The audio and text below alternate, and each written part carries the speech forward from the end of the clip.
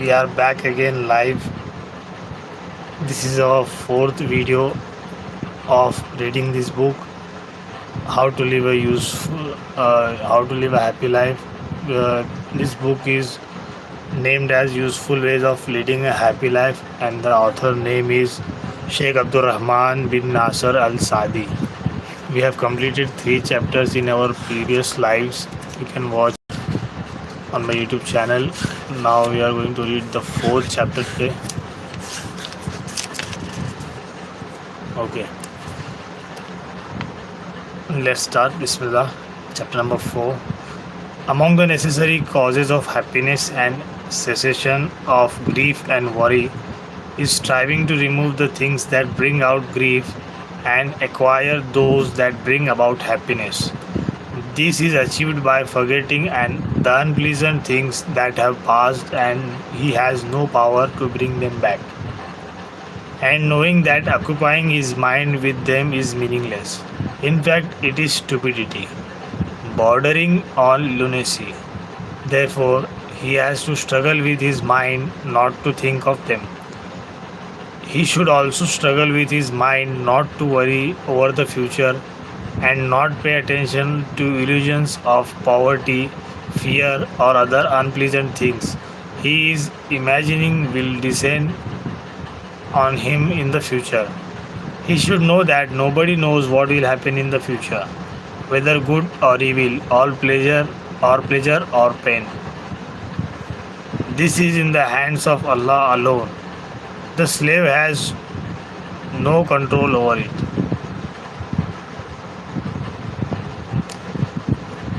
His only due is to struggle to accomplish what will benefit him in the future and ward off harm from him. He should also know that when the slave turns his mind away from worrying over the future in his affairs and relies on his Lord for its betterment, and is satisfied that his Lord will do that for him, when he does all that, his heart will be tranquil and his condition will be good, and his worries and anxiety will vanish. Among the most beneficial to do concerning the future of one's affairs is to be saying the prayer that the Prophet ﷺ, peace and blessings of Allah be on him, used to say this Arabic verse, the Arabic text: O Allah, make my religion, which is my strength and invincibility, good for me, and make my world, wherein is my livelihood, good for me, and make my hereafter, which is my final abode, good for me, and make my living an increase for me in all that is good, and make my death a repose for me from every ill.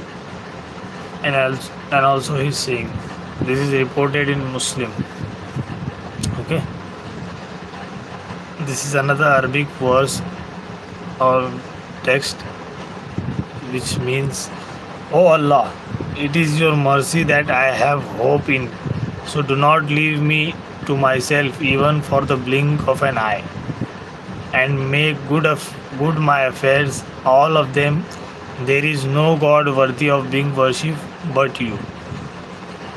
If the slave says this dua, which entails seeking the betterment of his future, both in terms of his religion and his worldly affairs, if he says that with a mindful and aware heart and a true and sincere intention, coupled with an earnest struggle to achieve it, Allah will definitely materialize for him what he asked for and hoped in and struggled to achieve.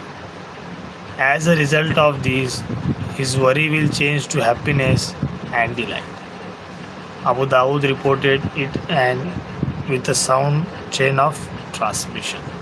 Okay, I think we have completed the 4th chapter here. We will continue our 5th chapter in the next live. I thank you very much for watching the video. Jazakallah khair. Assalamu alaikum.